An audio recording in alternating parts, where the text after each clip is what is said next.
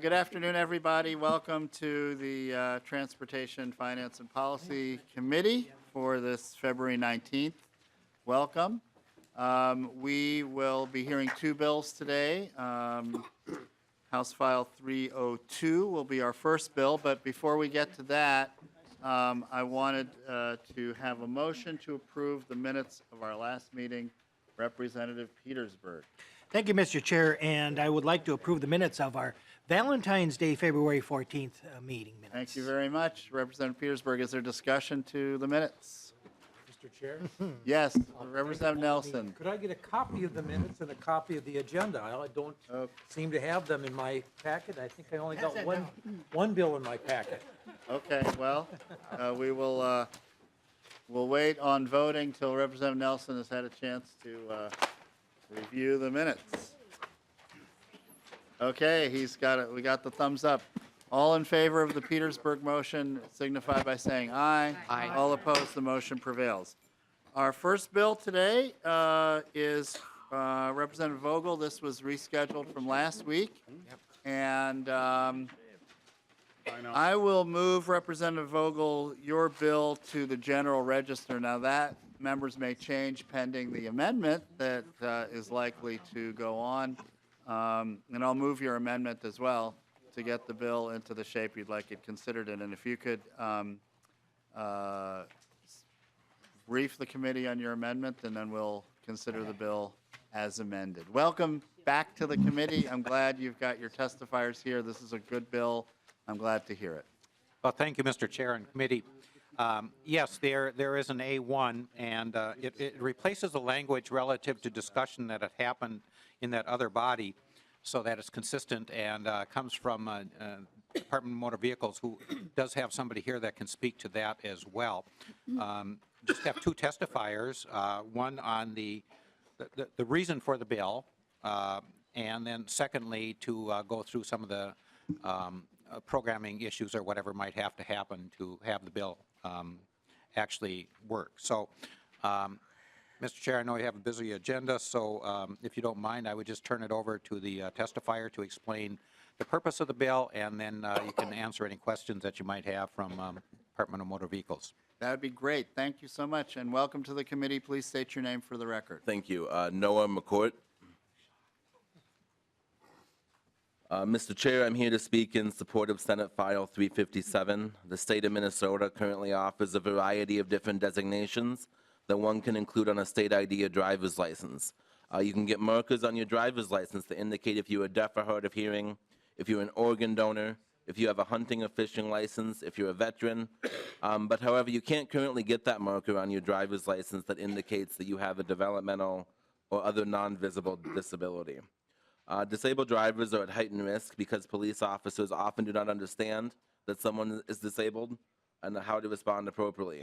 Many advocates believe that having this type of designation on a driver's license can help improve interactions in the community and raise awareness as to what true inclusion in the community actually is. One example of this, I have a friend who has a diagnosis of cerebral palsy. He's been pulled over numerous times to the point that he feels he's being harassed. When people see him driving, they often see him drunk. Despite a decade of being pulled over and local complaints, he's been found to have any sort of traffic violations twice for minor traffic violations. It's very possible that this type of developmental disability designation could be helpful in this situation. Also, my friend Kelly Kelsel is a mother of a child with autism. She currently acts as a PCA for him. The Metropolitan Council requires that she carry a state ID for her child when traveling via public transit systems to utilize disability-oriented discounts on fares. While we believe that the requirement from the council is sound, it does not take into account that when one gets a state ID as a minor, it is valid until they reach adulthood. And so the behaviors and the mannerisms exhibited as a child may be different as they age. There have been times when confrontations have resulted between transit employees and or first responders simply due to a lack of awareness of any potential differences. And we certainly do have evidence of the challenges faced by law enforcement when interacting with individuals specifically on the autism spectrum. The value of developmental disability markers on licenses in the disability community, I will say, is it's one of those things where it's not without disagreement. whenever you have that accommodation factor, you do kind of have that 60-40 split of there are those who feel that they want to be like everybody else and that accommodation should be given with or without any release of information. And then there are those of us like me who favor giving individuals and families options, using individualized approaches, and kind of allowing each individual to base their decision on what works for them. I also feel that providing this designation a license will only serve to inform, ultimately help, not hurt, should I ever find myself in such a situation as I have in the past. And it seems to me that the choice to restrict this designation to only physical disabilities alone is really sweeping a potential solution under the rug. In conclusion, people with disabilities do exist. They are in our communities. Developmentally disabled drivers are on the roads, regardless of the legalities and the efficacy. Just from a point of pragmatism and equity, those who are developmentally disabled should have the choice, just like those who are deaf or hard of hearing or physically disabled. And making that so will serve to create opportunities for community inclusion, autonomy, and self-determination. Thank you for your attention to this important matter, and I would encourage you to support Senate File 350. House File 302. Well, thank you very much, Mr. McCourt. Are there any questions for Mr. McCourt? Representative Nelson. Well, thank you, Mr. Chair, and Mr. McCourt and the author. I mean, I think this is a good idea, but I guess the question I have, and when I'm reading the brief I have here, but the question I have, somebody gets stopped, and if they have autism issues and they display these things, how are we going to know? Because the driver's license is going to be in the guy's pocket or the gal's pocket. And until after the fact, the police officer may not know of this, and there are other things, bad things might happen between them being stopped and to the time they get to the driver's license. And I guess that, I mean, it's just a question I have on my mind, and we see all the bad things that happen on the news with sometimes the police stops go bad. Representative Vogel or Mr. McCourt, do either of you want to respond to Representative Nelson's question? Thank you, Mr. Chair, and Representative, there is a person here from Public Safety that I think could address the technicalities of how this would work so that it would address that issue. And I think she's available. Very briefly, if a representative from the Department of Public Safety could come forward.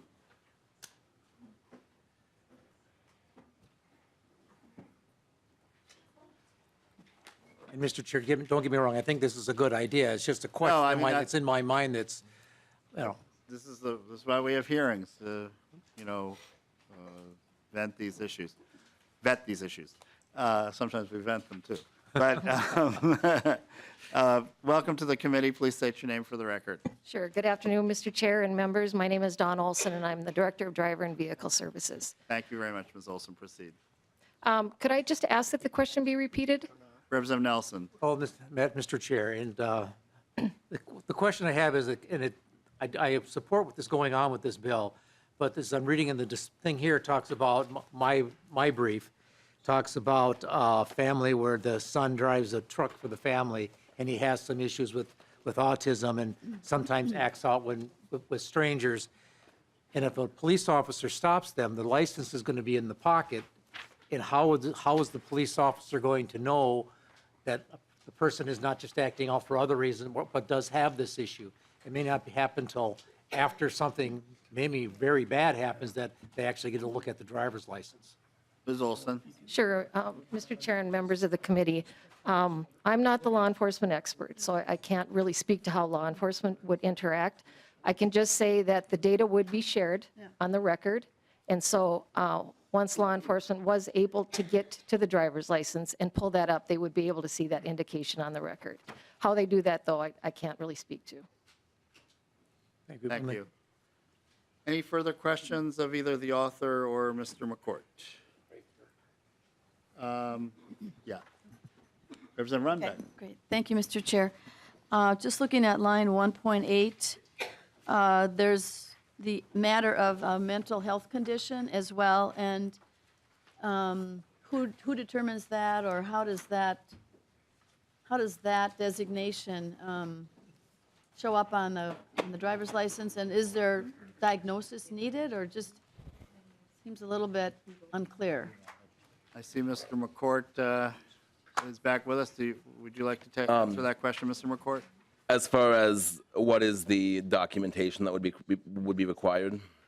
Well, Mr. Chair and Mr. McCourt, is it something I would self-report that would go on the driver's license? And sort of what are the guardrails or guidelines for At this point, stating that?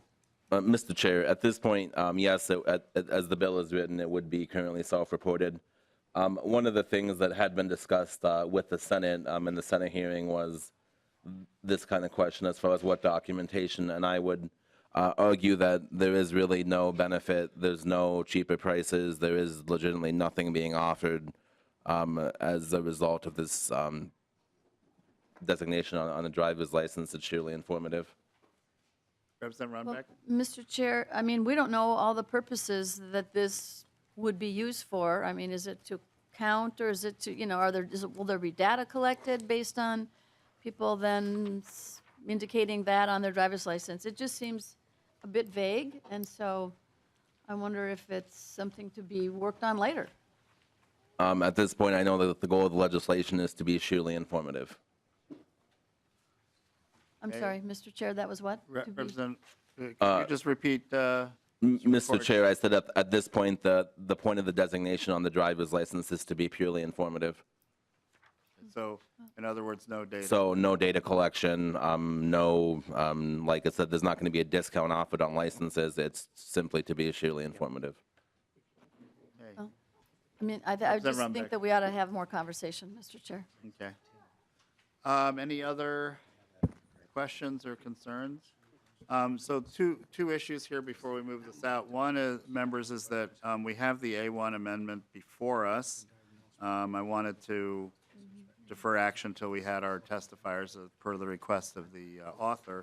So is there any discussion to the A1 amendment? You did present it, Representative Vogel, so I don't know if you have any concluding comments about the amendment before we take action.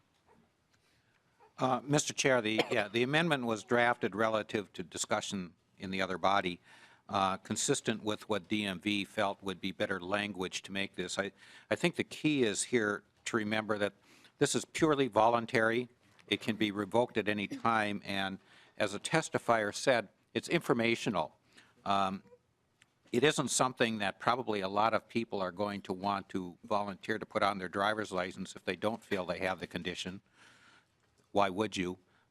It is only going to be available to the law enforcement. It won't show up on somebody's driver's license as a condition like, say, corrective lenses or whatever would. So when this is put on there, it's informational for law enforcement, and it's to the person's advantage to put it on there because they might have some type of a event in their life where it would be helpful for that law enforcement officer to see that. So the key is it's voluntary, it's discreet, and it can be taken off at any time by the person that put it on. So it's informational. It is not like the other conditions that you might see on there, such as, free transit or whatever else. There aren't any qualifying conditions like that. Representative Joachim, and then we'll bring this to a vote. Thank you, Mr. Chair. Representative Vogel, just so I understand, it basically is like someone purposely or intentionally or willfully themselves putting on a medical alert bracelet so folks know. So this is kind of an equivalent to having a medical alert bracelet on your ID so that the officers that are stopping know there may be something going on and can be of better service. Is that accurate? That's, Mr. Chair and Representative Vogel. Yeah, that's what this intended to do. It's to be informational, voluntary, and discreet.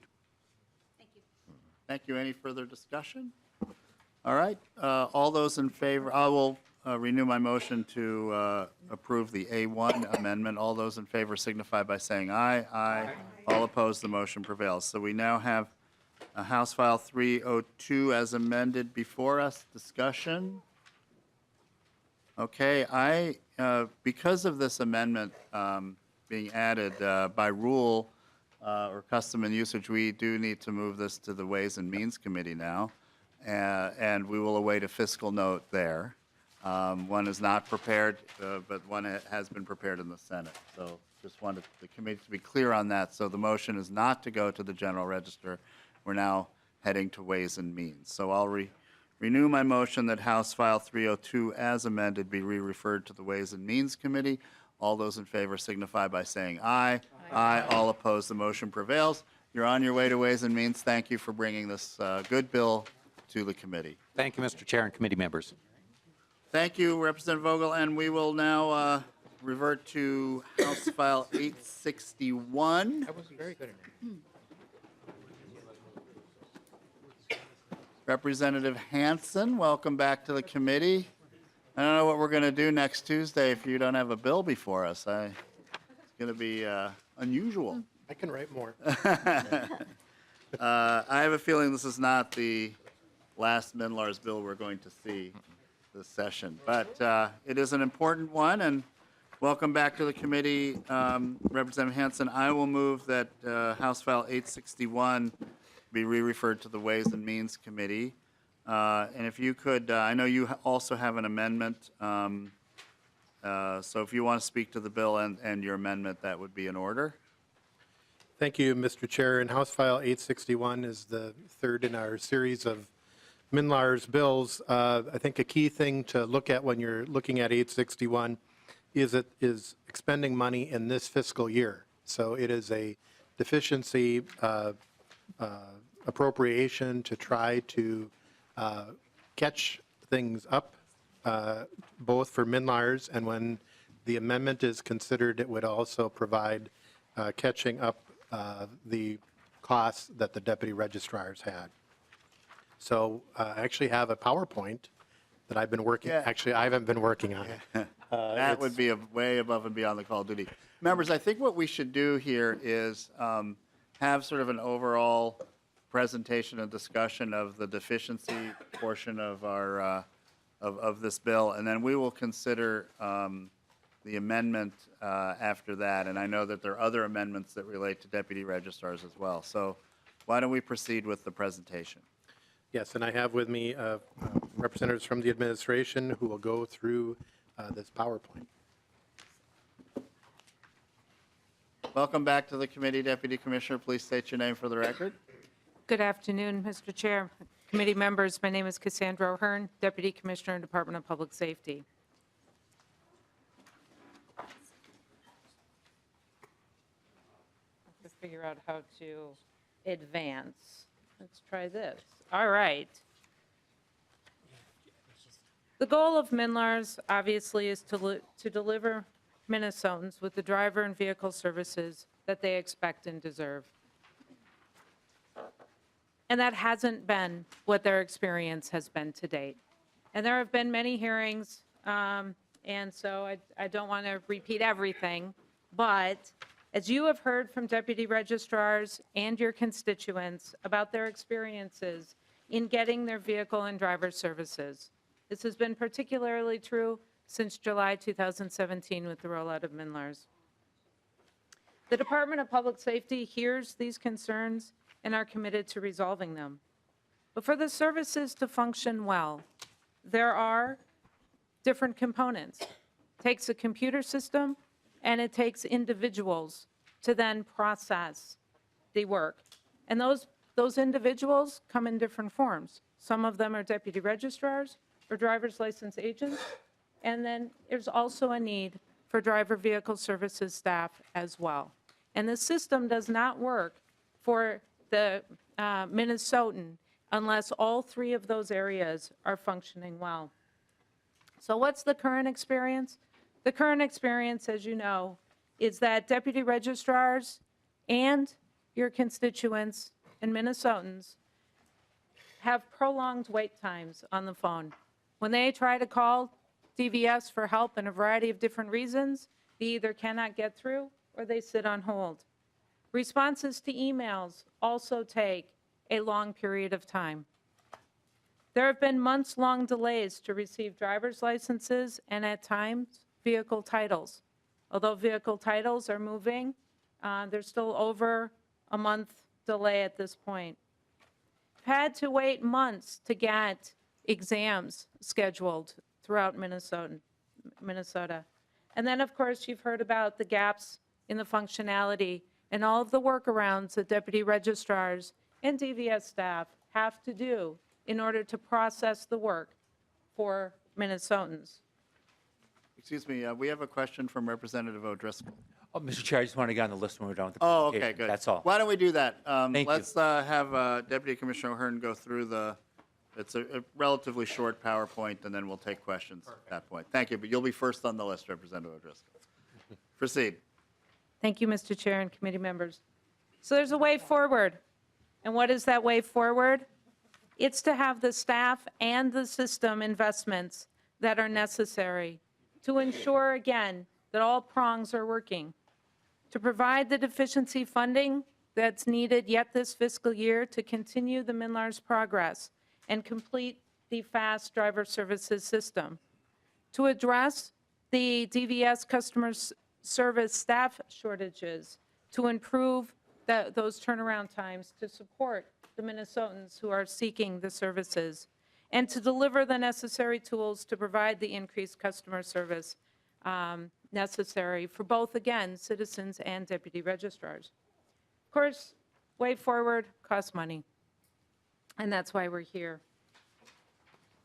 This is a summary slide to show how it breaks down. $5.5 million to FAST to finish off their system.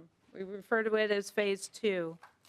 $6.8 million for the MNLARS system, and then $3.4 million for DVS staff in order to process and get those turnaround times down to an acceptable level. What do you get for the money? The $5.5 million for FAST is going to provide various different features, some of which the deputy registrars have been asking for. The first one on the list is the driver's license agent scanning. Right now, there's a pilot project going on, and we have heard from those deputy registrars that are doing scanning that they like it, and they would like, and others would like to participate. But right now, FAST needs that $5.5 million to make good on that contract and be able to provide those services, as well as some other necessary items that are just needed to finish that system and ensure that it is ready to do everything that it can. One of the things that point out here is connecting the driver and the exam systems. You know, right now, if somebody takes a driver's test, then it needs to manually get entered into the FAST. This will allow those systems to communicate. And anytime you can communicate directly, technology, that removes people having to do it. That removes errors. It also works quicker. So on the vehicle system side, that's broken down as well. You know, how does the $6.8 million get broken down? Most of it's for contractors. $3.6 million on contractors. There are data contractors as well, and those are really working with the data of the system with respect to how the system on conversion and the information that's in there, what needs to be cleaned up. And that is always true when you take a system and you convert it, you have data conversion issues.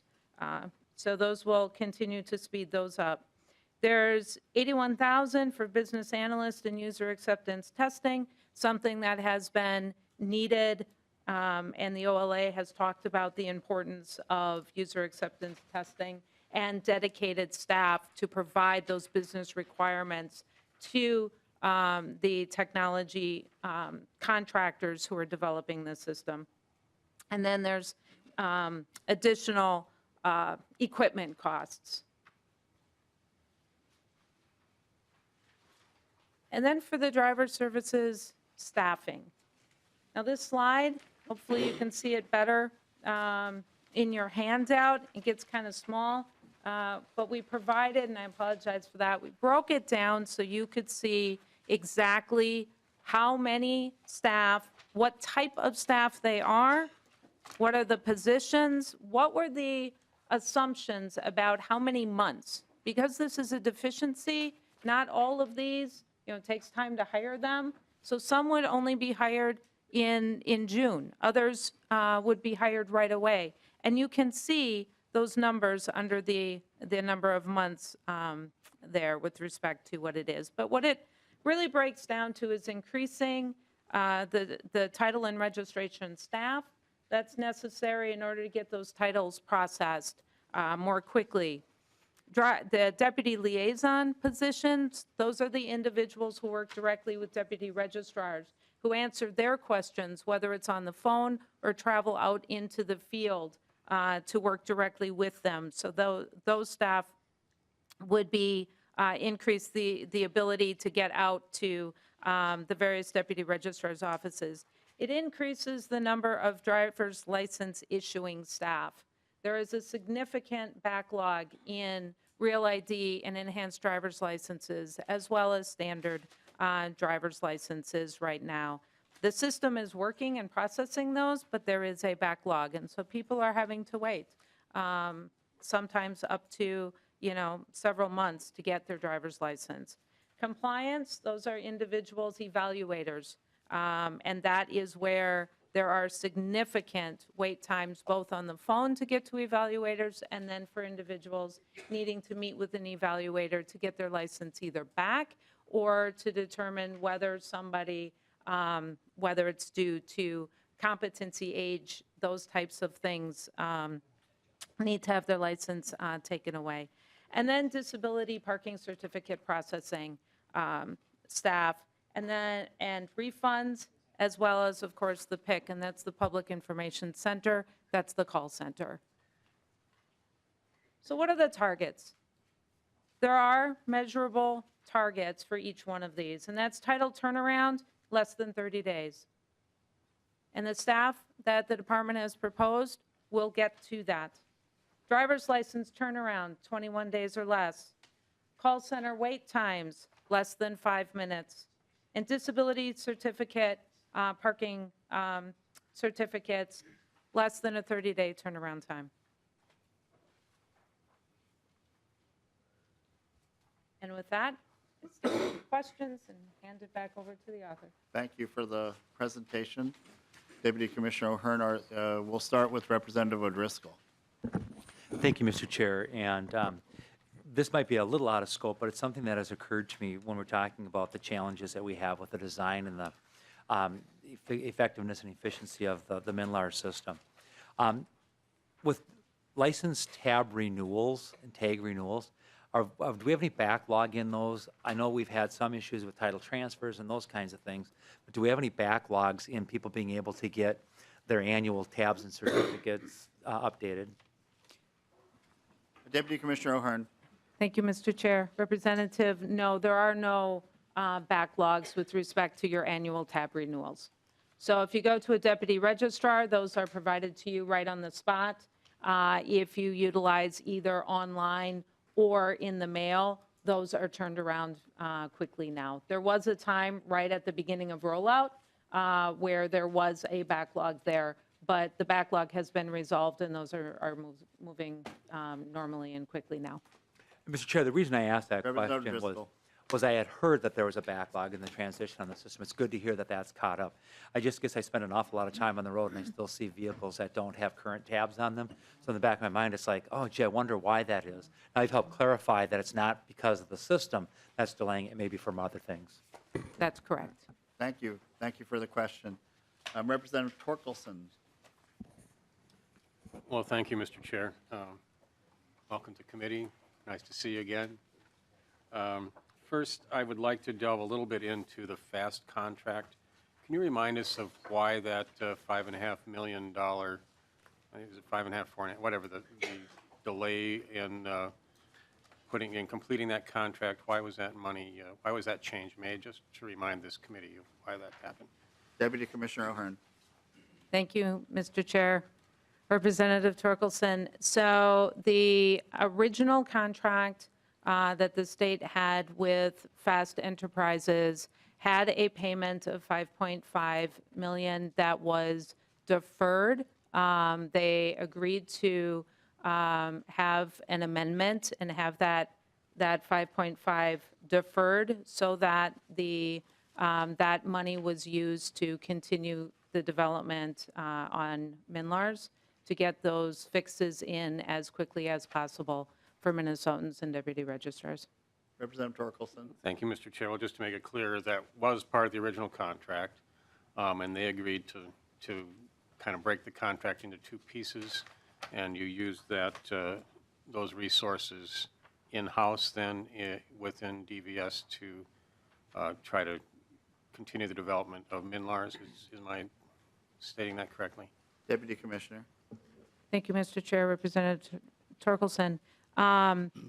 Yes, FAST did agree to amend the contract. And with respect to using it in-house, those funds were used to pay for the contractors. MNLARS is predominantly staffed by contractors. Thank you, Mr. Chair. Thank you, Ms. O'Hearn. So those contractors are on individual contracts with DVS, is that correct, or? Deputy Commissioner. Thank you. They contract with Minute Services. And there are, companies, so each individual contractor doesn't, so for instance, the quality assurance contract with Sogetti, they provide a number of individuals under that one contract. So it's not that every single individual working on it has an individual contract. Oh, thank you, Mr. Chair. I misspoke there a little bit. But I think the point here is that, that these are not actual state employees that are doing most of this work. All of this work is being contracted out in virtually all of it, in one form or another, whether it be with an individual or a company. This programming work that's being done both on the driver's license and MNLARS is being done by contracted workers. Deputy Commissioner. Mr. Chair, Representative Torkelson, that's correct. Thank you for that. Just Representative Torkelson. one other quick Sure. topic I'd like to dive into a little bit. I'm looking at your last slide here with the variety of target metrics on it. What I don't see is a target metric on there that would ease the workload for our deputy registrars. Does any of this work that's being done to improve the system, is it actually going to improve the experience for citizens at the desk and for the people that are conducting these transactions with the public? Because anecdotally, I'm hearing that even the most recent fixes in version 1.15 have not really made it easier for people to transact these business transactions. Actually, they're still taking an inordinate amount of time at the desk to get this work done. Can you clarify that for me? Deputy Commissioner O'Hearn. Thank you, Mr. Chair. Representative Torkelson. The system has to continue to evolve in order to ultimately ease the pain for deputy registrars. So the focus has been, if you recall, when the rollout occurred in July of 2017, for instance, at that point, the system itself went down a lot. Just did not work, was not available. Minute and contractors have worked very hard to get that system so it is up and available. Now that's step one, right? You need a system that's up. They have done, and Representative Torkelson, you sit on the Oversight Committee, and those quarterly reports have reported the progress with respect to the system uptime, which has been substantial. That is helpful to deputy registrars. Are there still workarounds? The answer to that is yes. 1.15, the most notable was the ability to transfer specialty plates. But there were some other functions that were in that system as well. But it was not designed to get rid of all of those workarounds. And the workarounds, what that means is there is a way to get the transaction done. But it's not the easy path. right? It's not the way that we hope, and eventually all of the pieces will come together so that that easy path occurs. But the focus has been to close the gaps so that the functionality, whatever it is that needs to happen, actually is able to be done. If, for instance, specialty plate transfers could not do that before, now you can do it. There are other transactions which can be done today, but not in the most efficient way, requires workarounds. And as the system continues to develop and tune, those are the areas where the big improvements will happen, because the number of things that you just can't do has been greatly reduced. Then they need to start working on, all right, you can do it, takes too long. How do we now make those, the efficient and tuning of the system? And that will continue into the future. Right now, the focus has been make sure the system works and the functions are there. Well, thank you, Mr. Chair, and thank you for that answer. I guess my final comment for now is that it'd be nice if one of our goals on this sheet was actually making the work easier for the people that are doing the work, that are out there facing the public every day, trying to get these transactions complete. I see, a number of days of delay listed, but I don't see anything listed here that says we are working hard to try and make this system more usable for the people that use it every day. Thank you, Mr. Chair. Thank you, Representative Torkelson. Representative Koznick, and then Representative Petersburg. Thank you, Mr. Chair and Deputy Commissioner. Thanks for being back here. And maybe to the author, too. Last year, when we were discussing this issue, we talked a lot about the urgency to provide some funding to get this going, and the use of contractors, that if we didn't provide the funding last year, contractors would be going on to other projects and stuff. The contractors that you have listed on here, are these new contractors that you plan on hiring, or are these current people that we have employed that you're going to extend their contracts? What is this? Can you share some light on that part? Deputy Commissioner O'Hearn. Thank you, Mr. Chair. Representative, most of the contracts, they would like to continue, and there is an urgency with respect to this funding. We run into that exact same situation again, that the contractors, if we cannot continue their contracts, will go elsewhere. Then what will happen is, if there is funding at some later point, those contractors that know the system, that have already been working on the system, will have left, and you will be forced to hire new individuals who don't know the system. And then it takes a period of time for them to get up to speed. And we, in fact, saw that last year, where the individuals, it did delay the development of MNLARS. So. Representative Koznick. Thank you, Mr. Chair. And then finally, what assurance can we give our folks back home that providing this funding here today or in the next couple days or weeks, what assurance can we give them that this will finally fix the MNLARS nightmare? Deputy Commissioner. Thank you, Mr. Chair. Representative, I can tell you that with this money, and only this money, it will not fix the system. However, this is what is needed now to continue the development and continue to stabilize that system.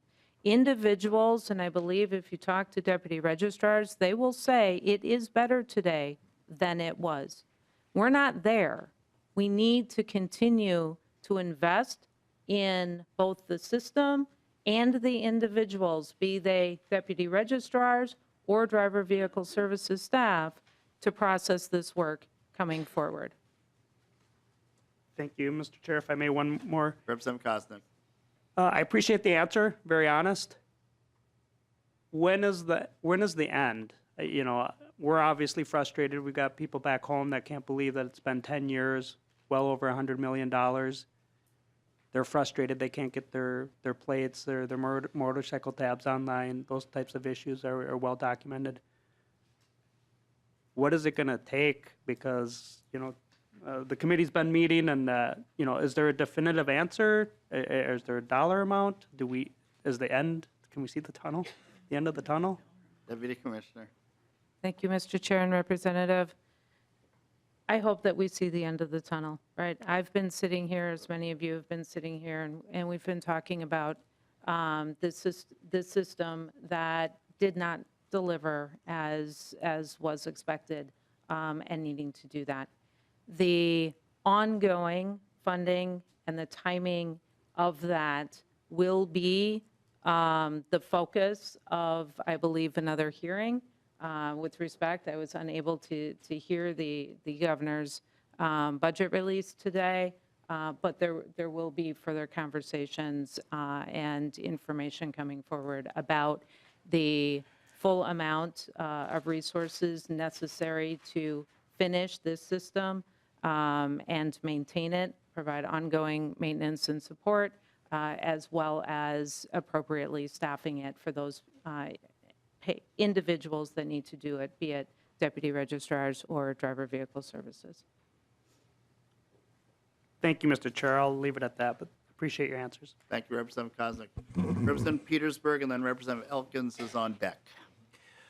Thank you, Mr. Chair, and I'm going to really talk a little bit more about the target experience that we see on one of your slides. And the thing that saddens me, I think, the most about that is the fact that here's another example in which the target, in other words, the only ones that you really want to measure, has to do with what's happening up here in St. Paul.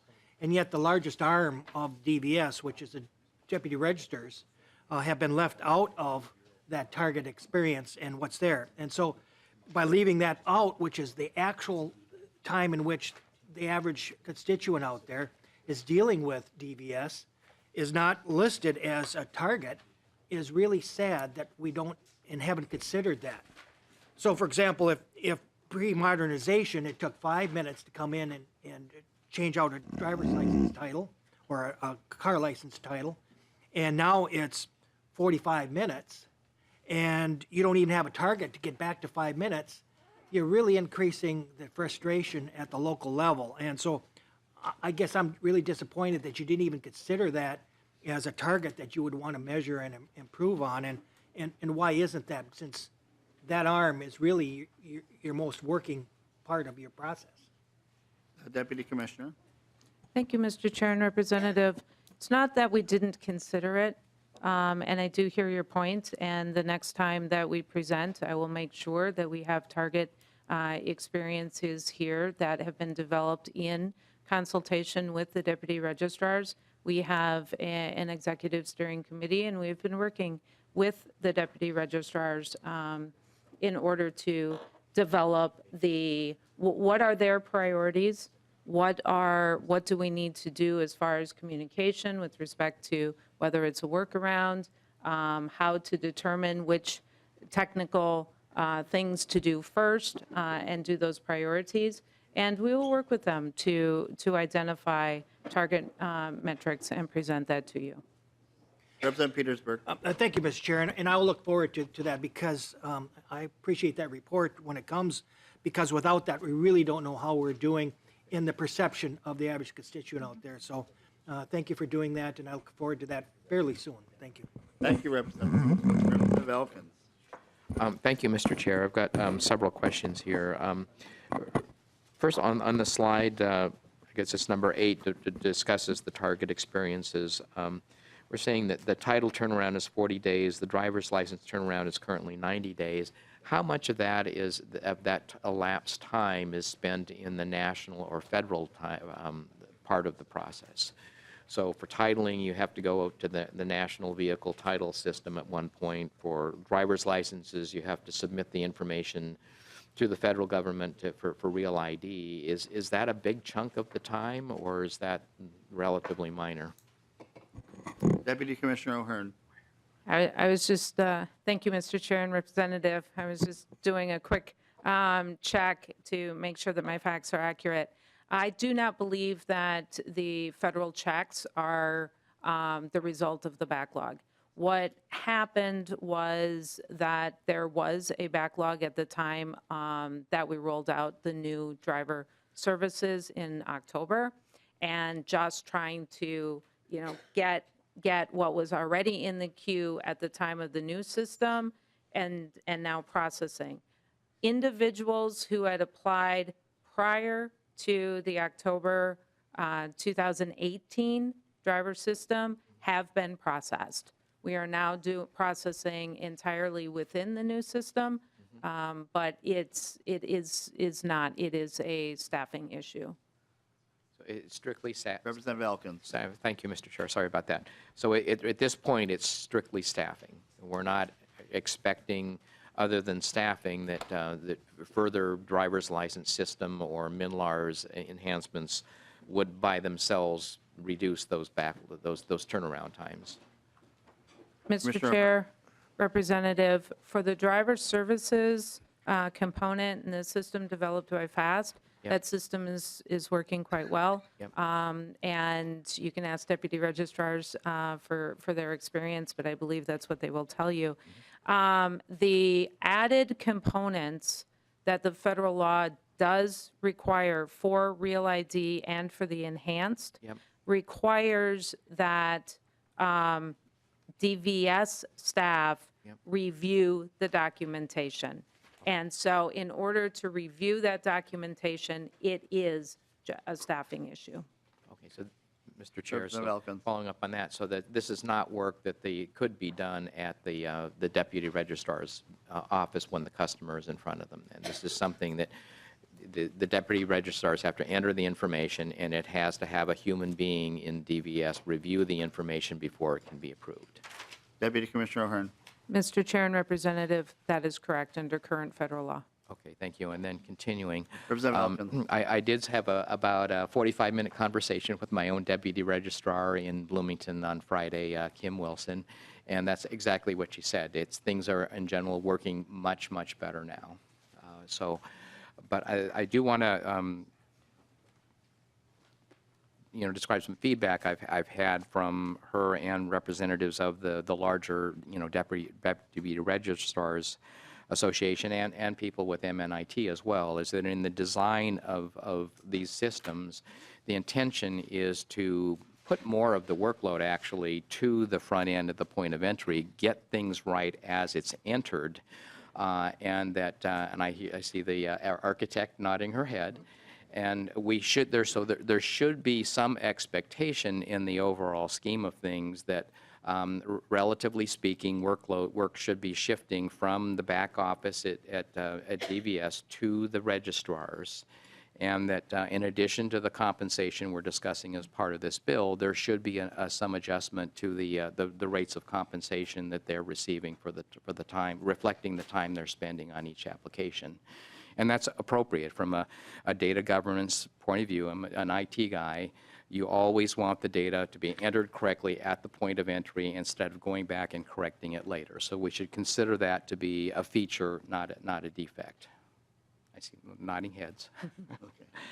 And then I just wanted to, the last thing, and then we can go on to someone else, but I just want to reiterate that when you're trying to do application development, and you're plagued by constant turnover in the developers, that is incredibly disruptive, incredibly saps the productivity of the entire team. The management of the team ends up spending all their time doing interviews and onboarding, and if you can maintain the continuity of the staff and keep using the people who have learned the requirements and are familiar with the development of the system, you're going to be much, much more productive. It would be criminal to keep causing this kind of disruption by these constant interruptions in the funding stream. Thank you. I don't see anyone else on the list at this point. So, Representative Hansen, I think it would be in order now if I were to, I will move your A7 amendment. I don't know if you would like to speak to the A7 amendment. Thank you. Thank you, Deputy Commissioner O'Hearn. Thank you very much. Thank you, Deputy Commissioner. And Mr. Chair, so if members could look at the A7 amendment, and I may ask for an assist here from Representative Koznick because he did help with a couple of the provisions that are in the A7. They were his idea. So I'm going to go through the Section 4. The appropriation is $10 million, again, from this fiscal year, appropriated from the general fund to the Commissioner Management budget for reimbursement grants to deputy registers. And this grants must be made by June 30th, 2019. Again, in the keeping that this is a deficiency or a supplemental bill to try to get dollars out to the deputy registrars for reimbursement for their expenses that occurred with the rollout of MNLARS. The aid distribution is what we talked about last week, that I think Representative Torkelson was a model that you had 10% of available funds allocated equally to all deputy registrars, 45% of available funds allocated proportionally based on the number of transactions during the rollout, and then 45% based on the number of transactions prior to the rollout. Go to the second page. It has, again, calculations relating to that. And then on subdivision 4, we have documentation that there were increased costs. So back to your comments earlier, Mr. Chair, about looking at the disaster model, that this is a technological disaster, so we want to do a reimbursement, so there's at least some protection for the taxpayer there of that this is a reimbursement for either costs or forgone revenue. And then we have conditions. So maybe Representative Koznick, if you want to talk about subdivision 5 and subdivision 6. Thank you. Representative Koznick. Thanks. Mr. Chair, I apologize that you didn't get the opportunity to offer an amendment to the amendment. That's okay. No, Representative Hansen, I appreciate you incorporating this. We talked a little bit about, in terms of having a reimbursement offered to the deputy registrars, it is helpful to their partners with us in the public to provide the services that they do. So we would like to condition this that they continue to operate for at least 12 months after receiving any funds. And then in subdivision 6, after talking a little bit, the state does have some immunity from the things that we do, a statutory immunity and official immunity, kind of technical language. But also provided, we wanted to put it in the statute as a condition of immunity from any future suits, just to indemnify and protect the taxpayers. And I appreciate that you have that in there. It's not likely that it would be used, but we never know what the future potentially holds. So I think it's an important safeguard for the taxpayers as we kind of go forward in this somewhat unprecedented payouts. Thank you. Thank you, Representative Koznick. Proceed, Representative Hansen.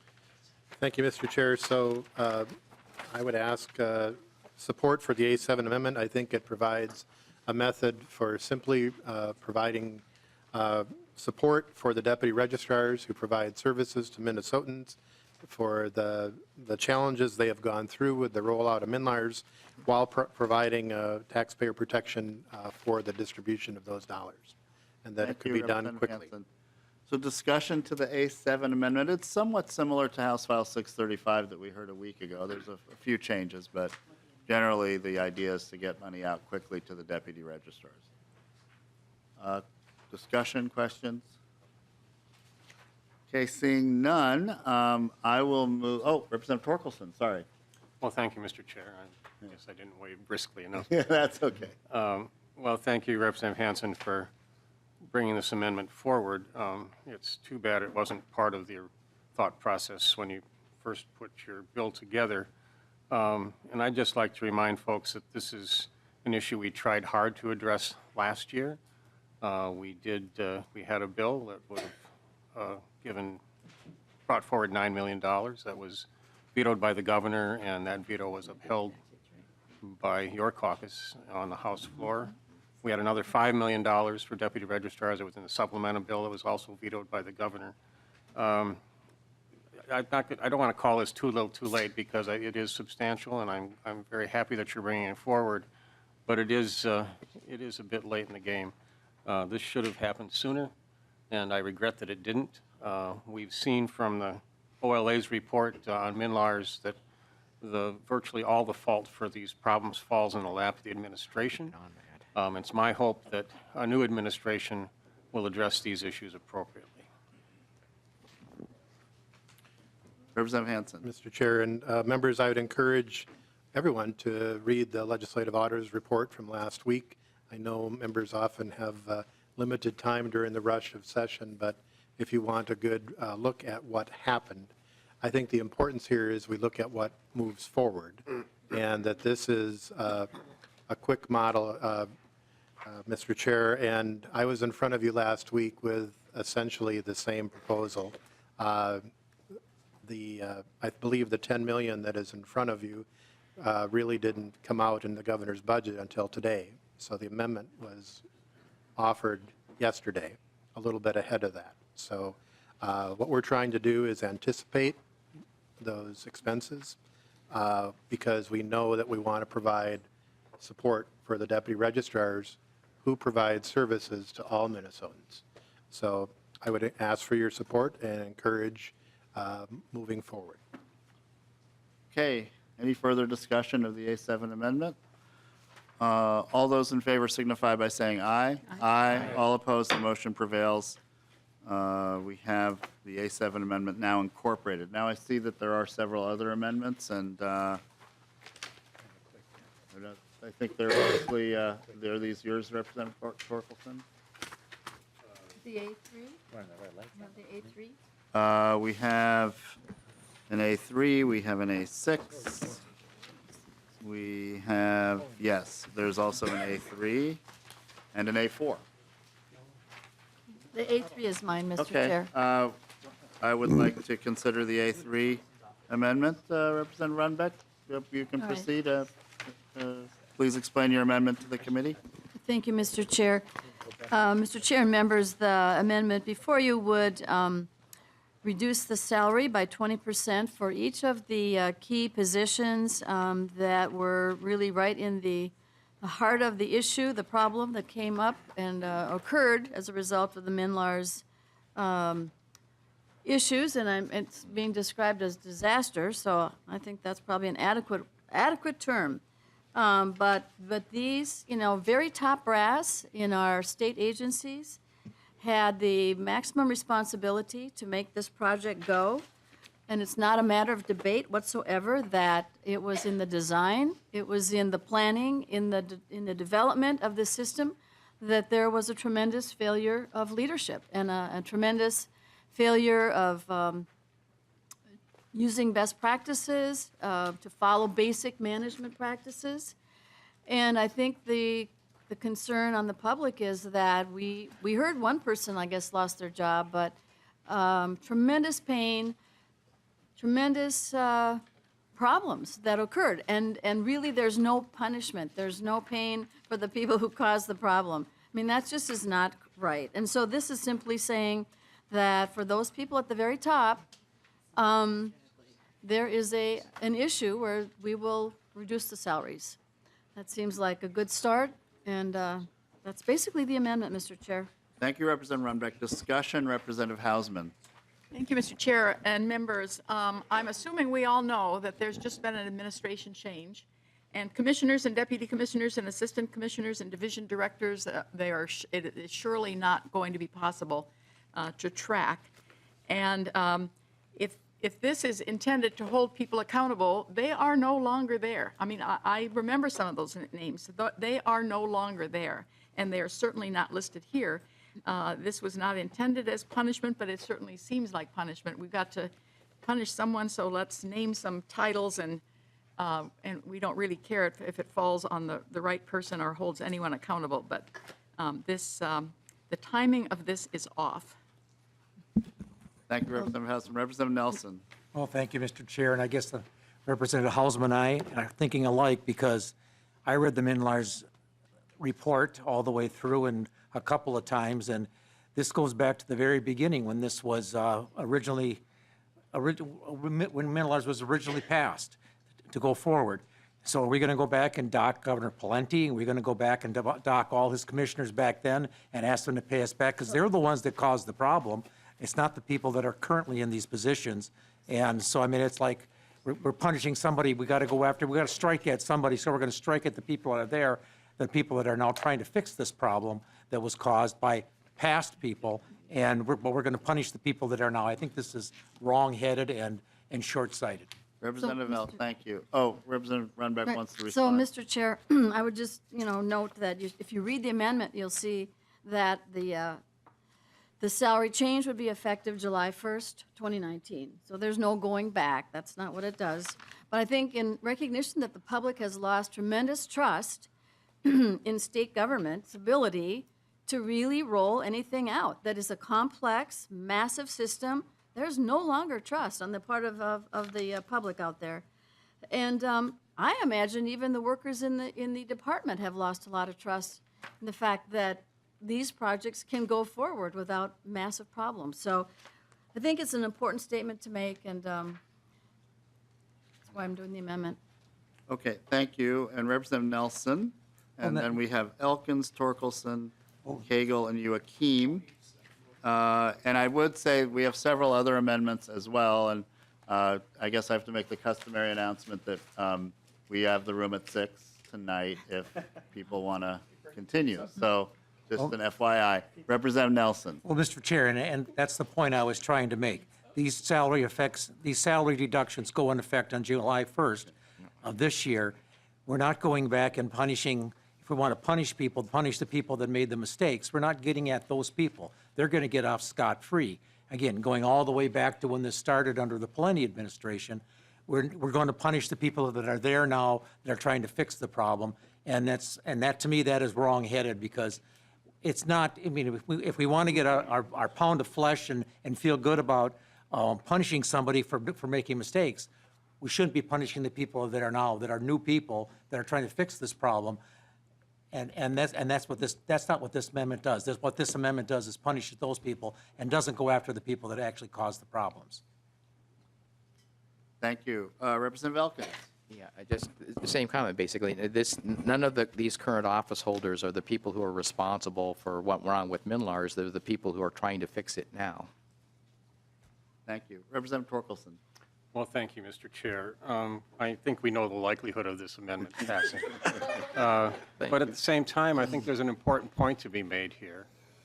Number one, I keep hearing the Pawlenty administration, if 8 years of the Dayton administration isn't long enough to fix this, then perhaps Democrats should quit running for office. Because 8 years isn't long enough. Or maybe we just need to not run if that's the case.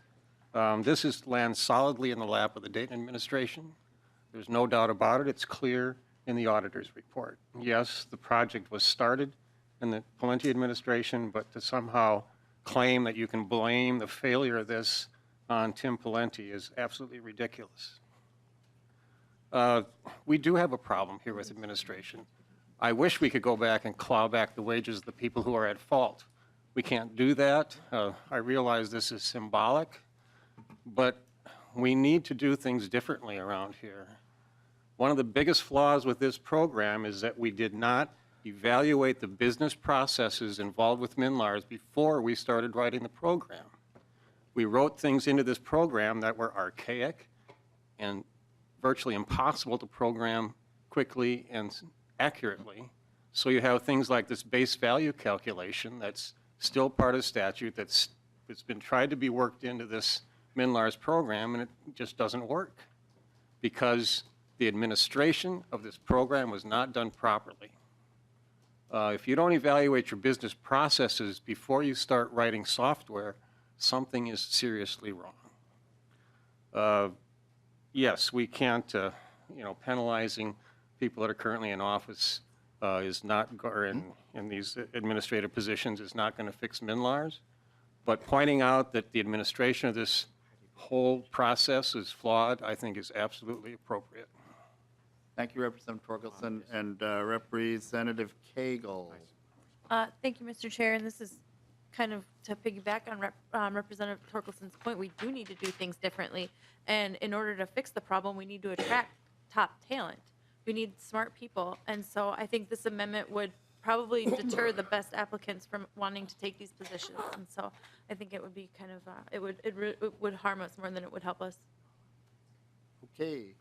Yep, just Representative Elkins, quickly. quickly, I'd just like to respond to Representative Torkelson's comment by observing that I read the report on MNLARS accuracy very closely as well, and a big reason why it can't be programmed accurately is because the specifications that are written into the law are impossible to execute. So there is a major part of culpability for us in this as well.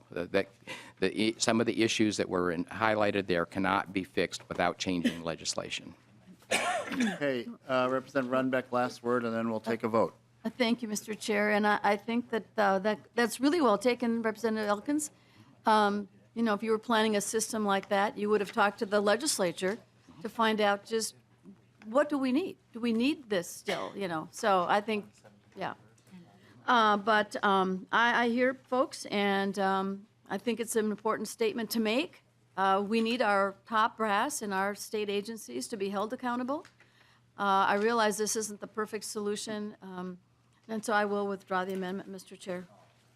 Thank you, Representative Runbeck. Thank you, members, for the debate. And we also have a similar amendment, I believe, the A4. Is that yours as well?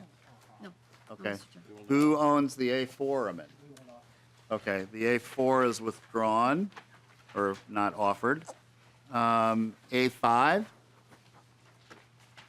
This is a $27 million. Let's go to the A6. Okay. A6 is now before us. Is that yours, Representative Torkelson? Thank you. I'll move the A6, Mr. Chair. Representative Torkelson moves the A6 amendment. To the amendment, Representative Torkelson. Well, thank you. This will be fairly short, Mr. Chair, but we probably will take a vote on it. The $10 million that's in Representative Hansen's bill certainly is a step in the right direction. We have information that indicates that the real damage to deputy registrars is more in the $27 or $28 million category. We think that at least going halfway with a $14 million appropriation would be a more appropriate step to take at this point in time. So, Mr. Chair, I'd speak in favor of the A6 amendment. Representative Hansen. Thank you, Mr. Chair. And maybe if staff could help as the way the amendment is drafted, if it would have the result of replacing the A7 amendment, which was adopted, or would it be in addition to the A7, which was adopted?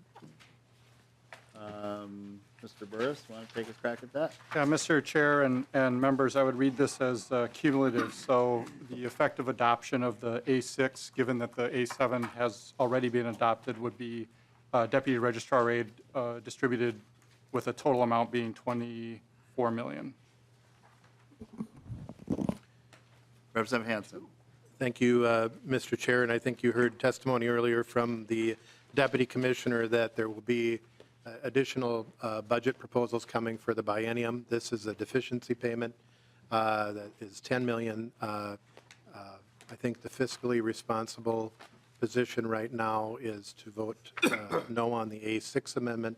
The A7 amendment would be retained and provide $10 million instead of $24 million. Representative Torkelson. Mr. Chair, I'd like a roll call on the A6. Okay. Roll call has been requested on the A6. Is there further discussion? Members, I would also concur with Representative Hansen and urge a no vote. This money has been is in the governor's budget, and it's general fund money, and I think it would be wise and prudent to move this money out quickly. And if there are further issues, we will address those. But right now, this is budgeted money. I think there's some broad consensus that this is a figure that is similar to what we had last year, and we should move quickly and get this done. So for that reason, I urge a no vote. And if there's no further discussion, Ms. Stephen will take the roll. Chair Hornstein? No. Representative Tabke? No. Representative Torkelson? Aye. Representative Bernardi? No. Representative Elkins? No. Representative Hausman, No. Representative Heinrich,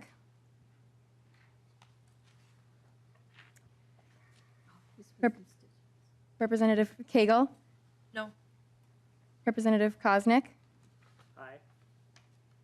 Representative Mason, No. Representative Nelson, Aye, or no, no. He's sitting on that side. It's just Scott. Eyes okay. Yeah. Yes, it's okay. Representative O'Driscoll, Aye. And I do mean aye. Representative Petersburg, Yes. Representative Richardson, no.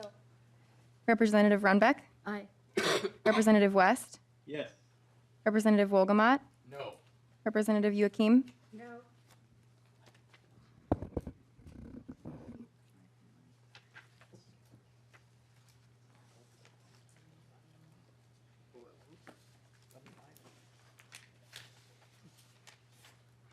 There are 6 ayes and 11 nays. The motion does not prevail. Thank you, Representative Torkelson. Are there any further amendments that for consideration? Okay, we have now one final vote on this bill, and that is House File 861 as amended. I have a couple of quick comments, and then I'll have the last word with Representative Hansen will have the last word on this bill. So members, I appreciate the good discussion that we've had today. We're doing two things. We are moving quickly on a deficiency payment so that contractors can get their work done, and we send a message to the state that we take this issue and matter very seriously and are providing the appropriate agencies with the resources they need to expedite driver testing, driver's licenses, tabs, all of these important services that our constituents have come to rely on. We are also taking a very significant initial step to reimburse deputy registrars who have really received, who have suffered through the bulk of some of the problems here. And this is a substantial amount of money, but it's also a fiscally responsible step to take as well. And my last comment, members, is we have, heard a lot about past administrations and past mistakes. But I hope today we're turning over a new leaf, a new chapter that will be more positive and more successful. And I will say that I feel hopeful because in the last month alone, the governor has personally met with a subset of transportation leaders who have been tasked with overseeing this process. Representative Torkelson and I and Representative Baker have been at these meetings representing the House. We've had the appropriate senators there as well. Members of agencies, deputy registrars have also had a session with the governor. We've met with him 3 times in a month. So this governor and this administration are taking this issue very, very seriously. We did not have that level of engagement in the past. So that alone, I think, is cause for hope. But as has been pointed out today, we have to also make sure that we as a House of Representatives and elected officials stay very, very engaged and very, very on top of this issue. We have the commission that was set up last year. That will continue to meet. We will continue, again, MNLARS discussions in this committee as we have 2 hearings prior to this. So, but this is a significant step, and we should not underestimate it. And I want to offer my personal thanks to Chair Hansen for his leadership and bringing this bill forward. Representative Hansen, you have the last word. I think everyone acknowledges this has been a painful process for everyone involved. And you can read about that pain in the legislative audit report from last week. So Minnesotans, I think, are the ultimate judge of whether things are working. And in order to get things working again, we have to work on problem solving. And I think that folks are tired of the finger pointing and the back and forth. They know that this was a disaster. And Representative Runbeck, I'll use the word disaster. But I think it's an opportunity for a reset. And looking at this bill as amended provides all of us with the chance to recognize that there was a responsibility to make the deputy registrars whole, that we're trying to give some dollars back to them for the cost that they spent in time and energy trying to make this work on the front line with Minnesotans. It also is dollars, so we're not, as Representative Elkins said, starting and stopping and starting and stopping, that hopefully we're not continuing to go back and forth in terms of starting and stopping, that we need to start turning the corner on this. And I think all of us have skepticism because of the experience we've been through. And I think Minnesotans have skepticism. But we were sent here to make some decisions. We have to try to take that risk. And the risk for taking that reset, providing these dollars to get the job done and to recognize the job done by deputy registrars should make this, start to make this work better for Minnesotans. So I'd ask for your support and look forward to working with you as this moves through the process. Thank you very much, Representative Hansen.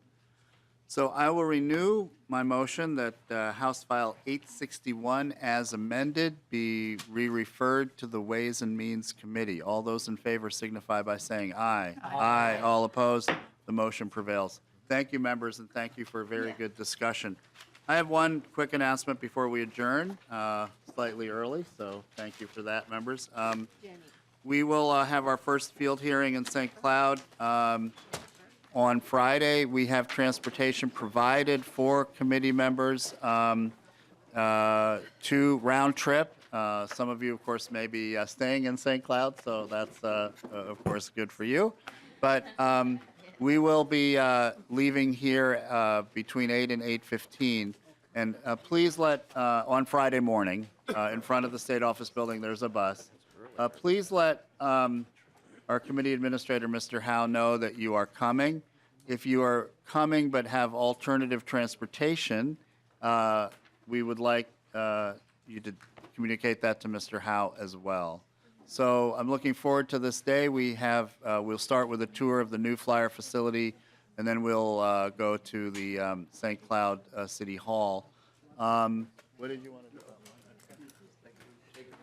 Okay, and we're figuring out lunches for the committee. So, but we will start at noon, end at 3, and look forward to a nice, warm central Minnesota welcome up in St. Cloud.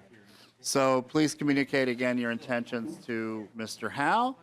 No meeting on Thursday. Again, members, no meeting on Thursday. So you've got a nice bit of time before session on Thursday. So with that, members, we are adjourned.